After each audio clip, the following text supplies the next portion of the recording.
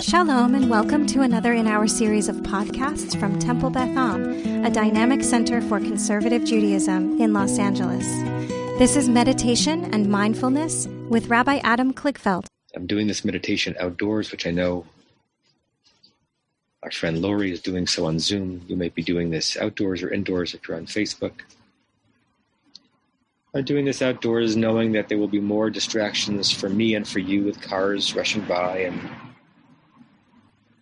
people walking down the street having their conversations just on the other side of the garage door. And birds chirping and perhaps even my dog barking at a rogue squirrel.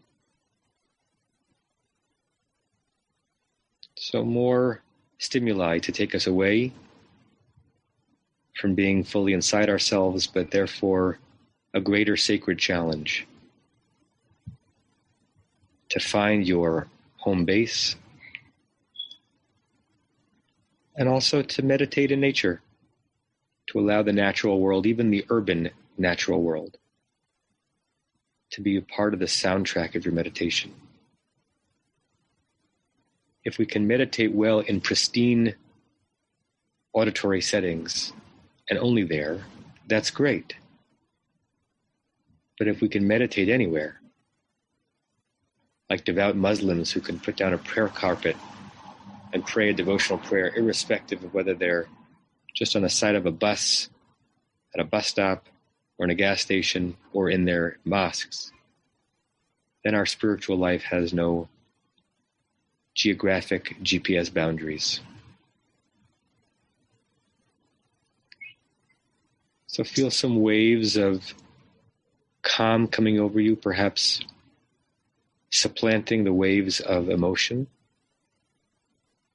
that have dominated today, which is not to downplay or poo-poo emotion or thought. Those are important aspects of being a human, but for now, let them be suppressed by an overall serenity, a sense of wellness that is impervious for the moment to all extrinsic circumstances. In this cocoon that we build together, nothing that you don't want to penetrate can penetrate. Nothing blue, nothing red. No map, no pundit, no worry, no concern can enter into your sanctuary.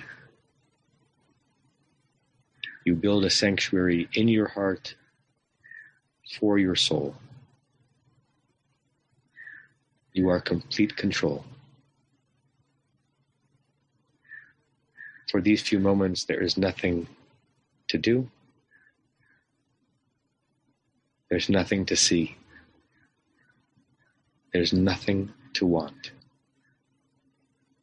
There is just the opportunity to be.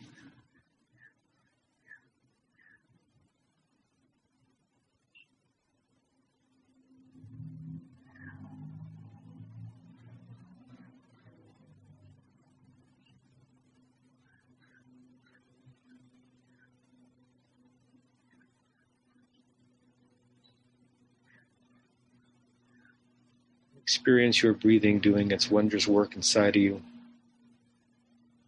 bringing your attention to your breath, which probably had not yet been focused on it as much as it ought to be, and attention to any place in your body that is holding tension, the muscles around the eyelids, the tension held in your brow, or in your shoulders, just relaxed and open and at ease,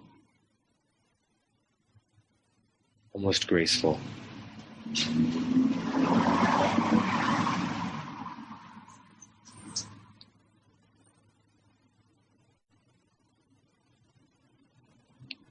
And I want us to go back in time, primordial time,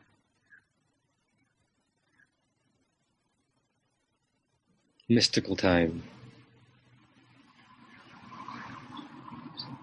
pre-physics time, the gathering in, the concentrating, the collecting of the waters that became our oceans and our seas and our lakes and our rivers. This mikveh hamayim, the Torah says, God pulled into their shape and into their form, allowing land to emerge in between them. Any physical mikveh that is constructed in any property is a facsimile, a poor miniature facsimile of the original mikveh hamayim, the taking of that which was endless and formless and overwhelming into something that is concentrated and boundaried and visible and tangible and material and real. A collection of water that honors the shape it finds itself in and can be drawn upon for hydration, for cleanliness, for restoration and rebirth. Mikveh.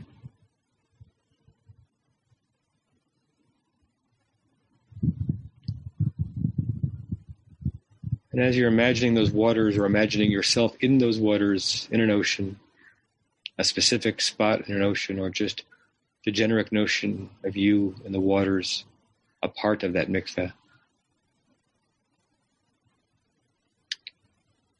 I want you to play either in Hebrew or in English, depending on which way your mind works best, that the word gathering of waters is met somehow in your mind's eye with the word hope. That you begin to see a gathering together as a hope, and you begin to see hope as a gathering together. Or you play that game in your mind in Hebrew, you see mikveh as tikvah, and see tikvah hatikvah, the hope, as mikveh. And just watch what happens and where your mind goes as you imagine these two notions which are perpendicular to one another in English, but are brother and sister in Hebrew. They are twin brothers or twin sisters in Hebrew. Watch as they hold hands. Watch what happens to your sense of the former, of the gathering of waters, how it changes when you lay over it the notion of hope. And notice how your feeling of what hope means in your body and in your mind and your life changes as you think of it as a true gathering, a collection, a boundaried reality that you can touch, draw upon, identify where it is, see the limits of where it is, and bring into your life.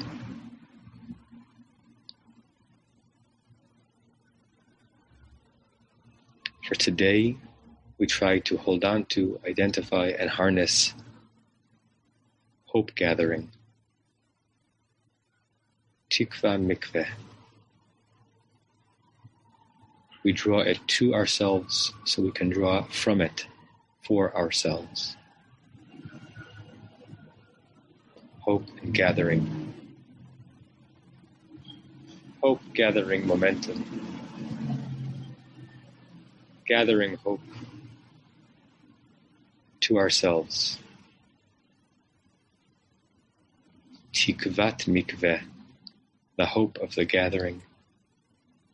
Mikveh tikva, the gathering of hope.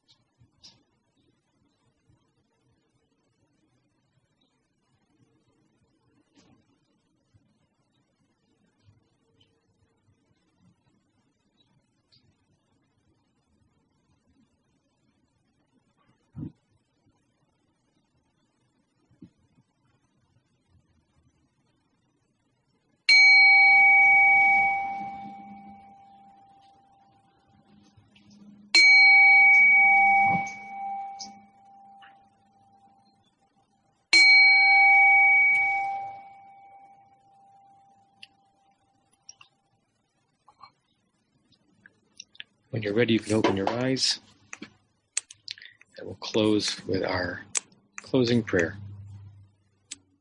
We say this 3 times. May we and all beings have happiness in the causes of happiness. May we all be free of suffering in the causes of suffering. May we all experience true happiness that has no taint of suffering. May we live in great equanimity, free from burdening attachment to loved ones and contempt for others, but rather with compassion for all. May we and all beings have happiness in the causes of happiness. May we all be free of suffering in the causes of suffering. May we all experience true happiness that has no taint of suffering. And may we live in great equanimity, free from burdening attachment to loved ones and contempt for others, but rather with compassion for all. May we and all beings have happiness in the causes of happiness. May we all be free of suffering in the causes of suffering. May we all experience true happiness that has no taint of suffering. And may we live in great equanimity, free from burdening attachment to loved ones and contempt for others, but rather with compassion for all. Say namaste and shalom. Have a good day, everybody. You have been listening to another in our series of podcasts from Temple Beth Am, a dynamic center for conservative Judaism in Los Angeles. If you enjoy these podcasts, we invite you to write a review on the Apple Podcast site or wherever you get your podcasts. For more information about Temple Beth Am Los Angeles, go to tbala.org.